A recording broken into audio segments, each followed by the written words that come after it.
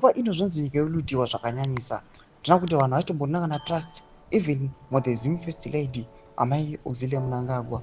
Paone panapa vachinzi aiwa panguva ino zviitiko zvirikuitika nyika yeZimbabwe nezvatiri kuona zviri kuitwa even the first family panguva ino zviri kureza maspeculations epower consolidation pamwe chete nelooting. Saka pina mashoko nyogwa panapa nekuexposewa navakomana BBC panguva ino ndipo kapa paroti bo subscribe bo like put on the bell icon. TV na BBC yamudanyora vachiti Zimbabwe is a movie. The first lady won the race. Don't be surprised that millions of dollars have looted with that program. Yes, son.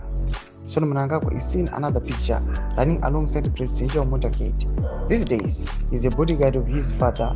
Drama after drama.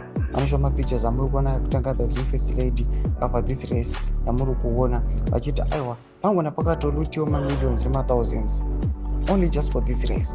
Opposed again, Sean Mnangagwa uyo arikuenzi panguva ino aiwa he's trying to succeed mutungamiri wenyika achinzi aiwa now he's being coached kuti aiwa azive aone kuti zvinoitwa sei panguva ino yatiri kuona kuti VP Constantino Chiwenga is being sidelined and now people are suspecting kuti Sean Mnangagwa ari kuona kunzi he is pese panenge pane mutungamiri wenyika vanhu vari kuona kuti aiwa this guy is just being groomed kuti ausucceda mutungamiri wenyika achitungamira nyika yeZimbabwe chileader out the Mafidi dynasty.